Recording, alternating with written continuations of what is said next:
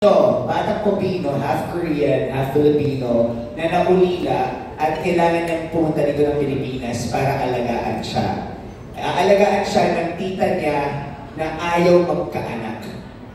So, lagi na siya may push and pull ng relationship ang makikita niyo. So, yun, isa siyang kwento para sa mga nanay, gustong maging nanay, ayaw maging nanay, at pinipilit maging nanay. So, very pang-pamilya po talaga ito. Grabe. Ryan, kwento mo ba to? Kwento po namin.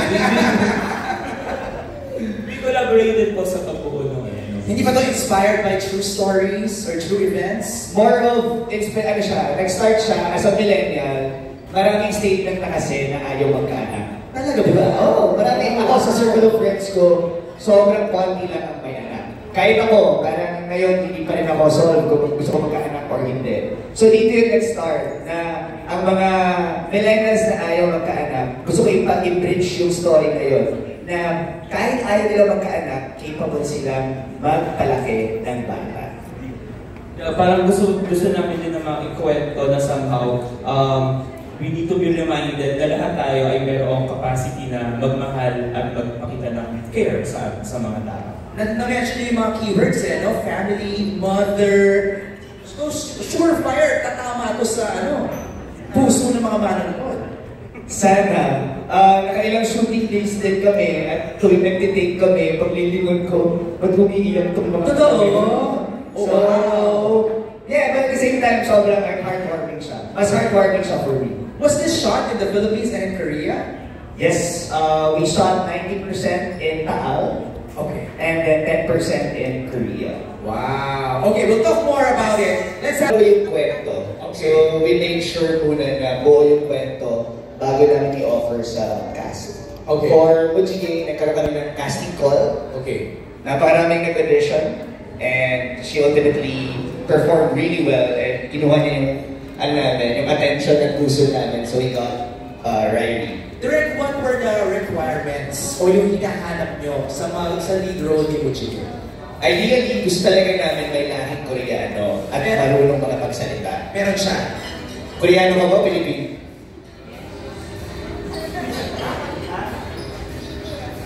Pilipino po siya. Hindi po siya marunong mag-Koreano, pero para sa pelikulang ito, natuto po siya mag-Koreano. Oh! Yes. Ano na? Wow! Pero mahirap ba yun na natuto kang mag-Korean in 3 weeks? Dali lang. So you can converse with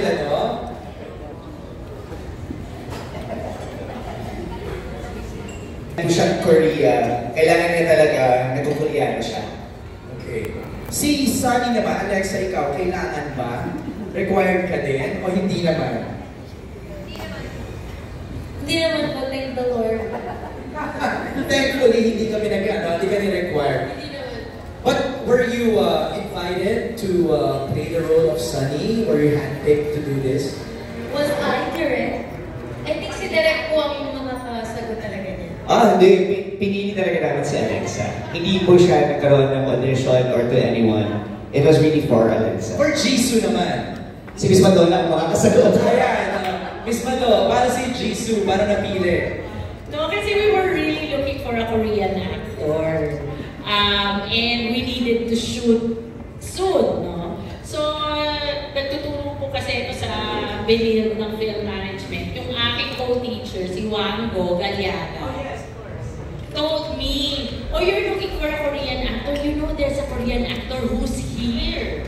Sabi ko, ha? Sino? Tapos sabi niya, ito. Pinakita niya sa akin. Sabi ko, ay, familiar ako. I wonder who's the manager. Because kailangan. So, I researched and then I spoke to SB Town, si Tatang, Robin, and then si Kathleen Go of Universal. So, yun. And then we pitched it to Jisoo and he liked it and he had a lot of suggestions actually. Kasi syempre, you know, we needed resource people also for the story and he gave it a really good perspective. So, yung role niya na na-envision namin, even further when we started talking to him. Wow. So yun, napaka-importante ng role niya dito sa pelikula. And what's It was very honored to film here. I mean, actually, in these days, it's hard to do film. You know, it's hard to find the film, and especially this genre, like family drama. You know, when you go to cinema, there's always like comedy, like action, but it's hard to watch it, the family drama. So I thought it's like very unique movie, and also it's like the story of like with Korean guy, and I also watched it about documentary about Kopino. So I was actually it was kind of negative way. So I want to show them it could be a positive way, even it's like we're Filipino. So I want to show that as a Korean, like, good way. Right. So I'm trying to do my best anyway. Did you have to learn Filipino? Yeah, I learned just few words. Okay. Like, but in the movie, like, Masadopo, Okay. and like, you know, just few words. Like, Oh, were you lucky that the little kid, the child actress, knows how to speak Korean? yeah, she is genius. She learned really fast. So Can we hear you talk in Korean right now? 안녕하세요.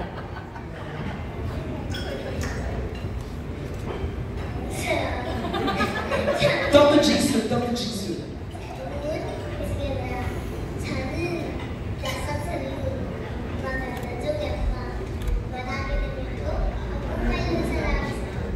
Yeah, I mean, you know, she's intonation is really like Korean accent. Wow. O, ikaw naman, Rufa May. Ito na kinakapangan natin. Papaturo nga ako ng Opo. alim sa'yo. Yun pa lang eh. Ako nga ako siya. 5'5". Ano? Whitey. Ano lang yun? Go. Whitey. O, pero ang role mo dito ka. Kapitana po ako. Sure crush ang role ko dito. Napin niyo ako sa movie. Basta ako yung rainbow. Wow. Kasi Pichi, parang ang tagal na rin namin. Hindi ko pa. Nagdadrama kasi sila kaya rainbow na. Ah. Kaya namin sila ng chicken. Rainbow. Pero ang tagal na namin. Sinasabi ko nga ayan. Oo. Na maganda yung role pero minsan na ako maglalabas. Wow! Ay, kailangan So, mo. lalabas na lang po ito ng rainbow na. Lalabas ako sa surprise. Huwag naman sa pinakadulo. Okay. Ano, nasa dulo ba? Hindi naman. Siguro Wanting to not have children, but there's also nothing wrong with wanting to have children for myself. And I think Right. that's where baka mabago ang pelikula. Nagpursige akong magtrabaho para sa kanya. Siguro kanya-kanya naman talagang take yun. Pero, as of now, trabaho ko muna ako. Trabaho muna. Isa muna, dahil ang hirap ko kung magdadagdag pa nang hindi ka naman prepare. Okay. Eh, Alexa. But, sa totoo lang po, medyo namulat din ako sa movie. But of course, right now, that's not at all something I think about, and not even in the near future. I feel like I want to pursue my career muna. Of course, and establish myself, and secure myself, and the future of the child I might want to bring to this world. Pero siguro po sa malayong future pa. First reaction upon learning that you will be doing a film with a popular Korean actor. And how was this experience? Could you share some memorable experiences behind the scenes? At first, I was a bit nervous and not going to lie. Medyo na-intimidate ako talaga kay Jisoo. Kasi ang Tangkad eh. Jisoo, what's your height? What's your height? hindi ko siya matignan ng diretso. Kailangan nakatingala ako. 6'2". Ikaw, Alexa, anong height mo? Without heels. 5'2". 5'2" on a good day. On a good day.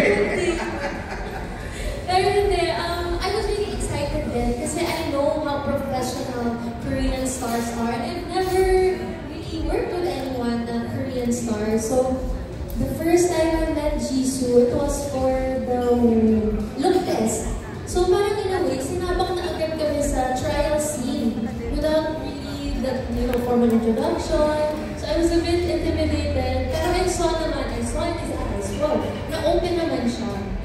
So kinabalan ko na po yung mukha ko, kinausap ko, nakapag-excite ako sa kanya, and nagbibigay talaga siya. Kahit feeling ko hindi niya ako naintindihan minsan, nagbibigay talaga siya. Mahirap yun eh, no? Yung parang, di ko alam kung maiintindihan ba ni Jisoo yung emotions na No, not the emotion, more on the Tagalog. Yeah. Because I feel like he's a really smart actor, so with the emotions, he could understand me right away. Right. Tapos yun, day by day, natutuwa po ako sa kanya kasi nakita ko na nag-open up siya sa amin lahat. Like, sa una seryoso siya, pero pag ilang shoot na namin, nakikipagbiruan na siya, nagjo-joke na siya, tapos nagpapaturo po siya mag-Tagalog. So doon natutuwa ako kami ni Ate Kai kasi yung madalas yung ka-eksena. Natutuwa ako sa kanya nagpapaturo siya mag-Tagalog, tapos nagkikwento siya about his life in Korea, tungkol sa dogs niya, tapos manilig din siya sa mga stray animals. So sabi ko, ay, magiging friends tayo. It was an honor to be working with famous star. She's really kind and sweet, and even she's young, younger than me, but she's very mature. And she helped me to get used to on the set. So it was very fun, and we did TikTok together. Yes, TikTok video. You know. TikTok. Yeah. So it means like we are friends. Right. Yeah. So it was fun, and it's like. I like to work with everyone. Actually, they are always really welcome to me because sometimes I don't understand what they're saying, but they're always trying to translate and explain everything. Like even it's hard. They always try to like communicate with me. So I was really thankful to everyone. Yes. Makulit!